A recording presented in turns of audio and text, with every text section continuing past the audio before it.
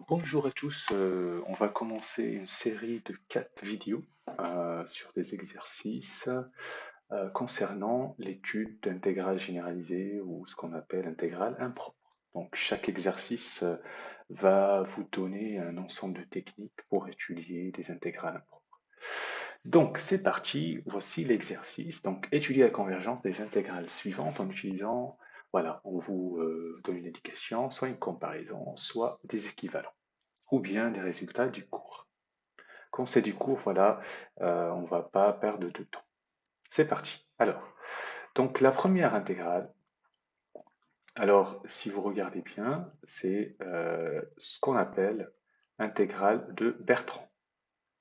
Alors, c'est 1 sur t, ln de t au carré dt. Donc le carré, il est bien sur ln au carré. Donc c'est intégrale de Bertrand. Voilà. C'est le cours. Alors déjà, j'ai oublié de mentionner le problème, il est où? Il est en plus l'infini. Donc voilà. Une intégrale généralisée, voilà, il y aura un problème soit en les deux bornes, soit en une seule. Voilà. Intégrale de Bertrand, c'est intégrale de 1 sur t absence alpha ln de t absence bêta dt, et on va dire 1 plus l'infini, plutôt 2 plus l'infini. Alors, donc cette intégrale converge si et seulement si alpha strictement supérieur à 1 ou alpha égale 1 et bêta strictement supérieur à 1. Donc ici, donc voilà un rappel si vous voulez. Donc ici, on a alpha égale 1 et bêta égale 2, strictement supérieur à 1, donc I1 converge. Voilà, il n'y a pas d'autre chose à dire. Voilà. Allez, on passe à la deuxième question. Au fur et à mesure, je descendrai le sujet pour le garder en tête. Voilà. Donc, la deuxième intégrale, c'est I2, c'est l'intégrale de 0 à 1, t carré sur cos t moins 1 dt. Alors, donc là, donc la deuxième, I2. Donc souvent, il faut commencer par ce qui est le plus basique. Soit vous avez une primitive, soit vous avez un résultat du cours, et puis vous montez petit à petit. Alors, donc ici, où se trouve le problème? Pour t égale 1, c'est 1 sur cos 1 moins 1, il n'y a pas de problème. Mais en 0, ça fait cos 0, ça fait 1 moins 1 au dénominateur, vous voyez, ça fait 0, et 0 sur 0, c'est fi, machin. Voilà. Donc le problème, c'est en 0. Alors on va regarder cette fonction t carré sur cos t moins 1. Est-ce qu'il y a moyen, est-ce qu'on connaît une primitive? Non. Là, moi, je suis incapable de donner cette primitive. Est-ce qu'on peut faire un équivalent ou un développement limité? Alors, on peut faire un équivalent. Alors, on va regarder, est-ce que la limite quand t tend vers 0 de t carré sur cos t, le tout moins 1, est-ce que c'est fini? Cette limite est finie. Si c'est le cas, ça veut dire que cette fonction, en fait, elle se prolonge par continuité en 0, et donc c'est ce qu'on appelle l'intégrale faussement impropre. Alors, donc, t cosinus t moins 1, on sait que en 0, c'est équivalent à quoi? Bah, équivalent à moins t carré sur 2, plus un petit taux de t carré. Voilà. Donc, un équivalent. Donc, t carré, bah, c'est t carré plus un petit taux de t carré, vous voyez. Donc, j'ai rien fait, voilà. Donc, si je fais maintenant t carré sur cos t à moins 1, bah, ça va être t carré plus petit taux de t carré sur le tout sur moins t carré sur 2 plus petit taux de t carré. Alors, qu'est-ce que je peux faire? On va factoriser par t carré partout, donc un autre égal ici, donc 1 plus petit taux de 1 sur moins 1 demi plus petit taux de 1. Voilà, j'ai factorisé par t carré, j'ai tout. Ben, finalement, donc, quelle est la limite? La limite quand t tend vers 0 de t carré sur cosinus t moins 1, ben, c'est 1 sur moins 1 demi. Et donc, ça fait moins 2. Voilà. Donc, notre fonction, elle se prolonge par continuité, donc limite finie. Voilà.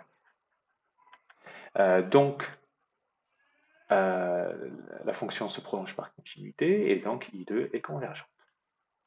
Voilà. Vous voyez, donc Il faut juste connaître un petit peu les DL, les développements d'unités classiques. Alors, on continue la troisième intégrale. Donc, vous pouvez faire pause et recopier tranquillement. Regardez. La troisième. Alors, la troisième, donc c'est... alors, la troisième. Donc là, il y a un décalage d'indices I3, I4, I5, I6. Donc, I3, c'est l'intégrale de 0 à plus l'infini, arc tangente x sur x carré plus racine de x dx. Alors, quand on voit cette fonction, franchement, ça fait peur parce que voilà, c'est x carré plus racine de x, arc tangente de x, donc on va pas passer par une primitive, ça c'est sûr.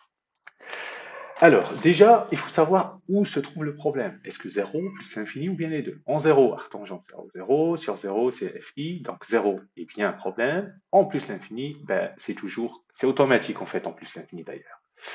Alors, en 0, donc on va couper cette intégrale. Vous savez que la méthode, c'est l'intégrale de 0 à 1, arc tangente x. Ouais, j'ai coupé en 1, vous pouvez couper en 2, hein, il n'y a pas de problème, du moment que ce nouveau nombre ne posera pas problème. Plus l'intégrale de 1 à plus l'infini, arc tangente x sur x carré plus racine de x dx. Alors, donc ça c'est I3. En 0, donc c'est la première, intégrale de 0 à 1, arc tangente x sur x carré plus racine de x dx. Alors, qu'est-ce que je peux dire? Ben, en fait, on va passer par des équivalents. Arc tangente x en 0, c'est équivalent à x. Et x carré plus racine de x en 0, c'est équivalent à racine de x. Alors ça, c'est très très très classique. Vous voyez qu'en 0, racine de x, en fait, cette quantité, elle est plus proche de... cette quantité, x carré et racine de x, lequel est plus proche de 0 en 0, ben, en fait, c'est racine de x. Parce que tout entre 0 et 1, quand vous regardez les croissances comparées, vous voyez, vous prenez racine de x, c'est comme ça. Vous prenez x carré, c'est comme ça. Vous voyez. Donc, racine de x, elle croît plus rapidement en 0 que x carré. Vous voyez, c'est pour ça on va. Et quand on va passer à plus l'infini, vous vous doutez bien que x carré plus racine de x sera équivalent à x carré en plus l'infini. Donc, alors, qu'est-ce qu'on a? Arc tangente x sur x carré plus racine de x, ben en fait, équivalent 0 à x sur racine de x. Et ça, c'est quoi? Ben, c'est racine de x.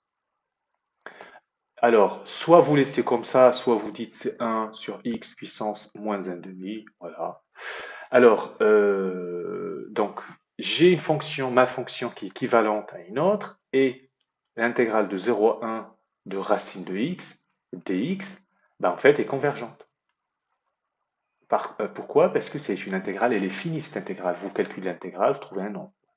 Ou bien elle est convergente, car finie, ou l'intégrale de 0 à 1 de 1 sur x puissance moins 1 demi dx, c'est une intégrale de Riemann en 0, alpha égale moins 1 demi, strictement inférieur à 1, donc convergente. Voilà. D'accord? Donc, en 0, le problème, il n'y a pas de problème, ça converge.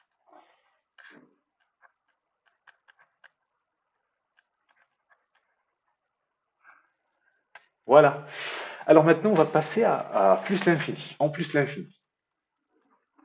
Alors, intégrale de 1 à plus l'infini, arc tangente x sur x carré plus racine de x dx. Alors, arc tangente x, en plus l'infini, c'est équivalent à quoi? Ben, c'est équivalent à pi sur 2. Vous savez, car la limite, sa limite en plus l'infini, c'est pi sur 2. Voilà. Et x carré plus racine de x, cette fois-ci en plus l'infini, c'est équivalent à x carré, parce que c'est la plus grande croissance. Donc, dans la fonction arc tangente x sur x carré plus racine de x, c'est équivalent en plus l'infini à pi sur 2 fois 1 sur x carré. Et alors, en plus l'infini, et l'intégrale en 1 de 1 plus l'infini de 1 sur x carré dx converge par Riemann en plus l'infini, alpha égale 2, strictement supérieur à 1. Bilan, donc I3 est convergente, car la somme de deux intégrales convergente. Très bien. Alors, donc on va passer à la suite. Voilà, j'essaie de voilà, que la vidéo soit la plus courte possible et corriger le tout en même temps avec tous les détails. Voilà, j'espère que c'est lisible en moi. Alors, donc, pour I4, pour la 4, donc intégrale de 1 plus l'infini de sinus de 1 sur t, dt. Oh là là là là là là. Alors, comment on va faire pour cette intégrale? Alors, déjà, il ne faut pas se faire impressionner par l'expression. Déjà, on regarde quel est le problème. En 1, il n'y a pas de problème. Donc, c'est en plus l'infini. Alors, en plus l'infini. Alors, bah déjà, 1 sur t tend vers 0 quand t tend vers plus l'infini. Et on sait que sinus u, c'est équivalente en 0 à u. Donc, par composition, sinus 1 sur t en plus l'infini, elle est équivalente à 1 sur t. Voilà. Donc, bah écoutez, or, l'intégrale de 1 plus l'infini de 1 sur t dt diverge. Bah, soit vous utilisez Riemann en plus l'infini, alpha égale 1, hein, soit vous dites l'intégrale 1 sur t en connu primitif, c'est ln de t, quand t tend vers plus l'infini, ça explose en plus l'infini, donc ça diverge. Donc, I4 est divergente. Voilà. Donc, vous voyez, certaines, c'est vraiment rapide. Alors, donc on va passer à la I5. Alors, I5, c'est 1 à plus l'infini, exponentielle 1 sur t carré dt. Alors, il est où le problème? Alors, en 1, il n'y a pas de problème. En plus l'infini, c'est automatique. Alors, bah écoutez, 1 sur t, je vais refaire la même manip, tend vers 0 en plus l'infini. Et exponentielle x en 0, c'est équivalent, elle est équivalente à 1 plus x. Voilà, en 0. OK? Donc, exponentielle 1 sur t carré, c'est équivalent à quoi? Bah, 1 plus 1 sur t, le tout sur t carré. Et ça, c'est égal à quoi? Bah, c'est 1 sur t carré plus 1 sur t puissance 3. Alors, c'est vrai que j'aurais pu prendre que l'exponentielle c'est équivalent à 1 en 0, mais c'est pas grave. Donc là, on a équivalence entre notre fonction et cette nouvelle fonction. Or, intégrale de 1 plus l'infini de 1 sur t carré dt et l'intégrale de 1 plus l'infini de 1 sur t3 dt convergent par Riemann en plus l'infini, alpha égale 2 strictement supérieur à 1, alpha égale 3 strictement supérieur à 1. Donc, I5 converge. Voilà. Ouf, allez, la dernière, on garde la motivation et surtout l'énergie. Alors, I5, c'est parti. I5, c'est quoi? Alors, c'est intégrale de 1 plus l'infini, racine de t4 plus 1, le tout moins t carré dt. Aïe, aïe, aïe, aïe, aïe. Alors, donc, où se trouve le problème? En 1, ça fait racine de 2 moins 1, pas de problème. Et automatiquement, plus l'infini, c'est un problème. Alors, ce qu'on va faire ici, est-ce qu'on connaît une primitive? Absolument pas. Pour racine de t4 plus 1, t carré, oui. Donc, je ne peux pas faire comme ça. Alors, ce qu'on va faire, on va essayer de regarder un développement limité ou un équivalent. Alors, c'est parti. Racine de t4 plus 1 moins t carré. Déjà, si vous remarquez, je vais factoriser à l'intérieur de la racine par t4. C'est 1 plus 1 sur t4. D'accord? Moins t carré. Le t4 en racine, il sort en t carré. Racine de 1 plus 1 sur t4 moins t carré. Très bien. Et alors, est-ce que ici, maintenant, bah, je peux factoriser par t carré. Donc, c'est racine de 1 plus 1 sur t4. Le tout moins 1.